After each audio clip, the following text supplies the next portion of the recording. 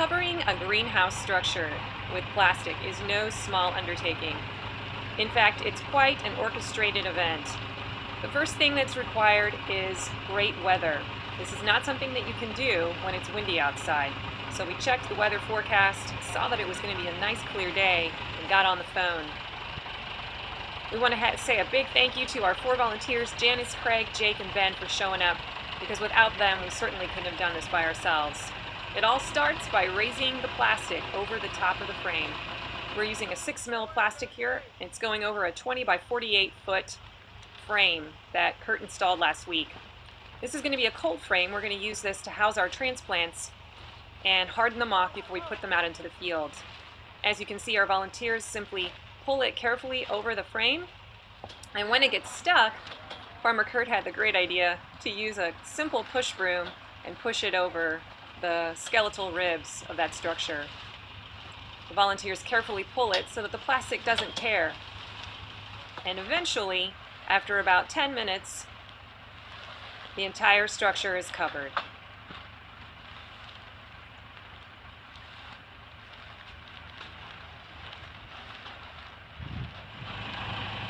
Then we carefully cut the plastic off the roll, and we have to secure it now to the structure with something called wiggle wire. And I'll let Kurt explain how that works. Hi, right now we're wiggle wiring our end of our high tunnel, our hoop house here. What we're doing is there's aluminum channel here that this wiggle wire fits into, and it secures the poly to the frame. So you sort of zigzag it back and forth like that, and it'll hold that poly in nice and tight. Installing the wiggle wire is definitely a two-person job. While one person is putting the wire into the channel, the second person is holding the plastic taut. This keeps the greenhouse from becoming slack, and at the end we have a nice, tight greenhouse covering. Meanwhile, there are people stationed on both sides of the greenhouse that are holding the plastic down while the wiggle wire is installed.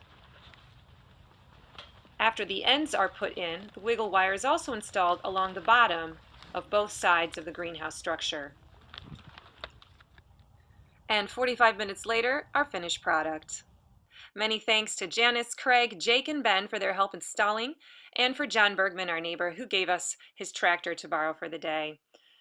To see more videos like this, please visit our YouTube channel under Shared Legacy Farms.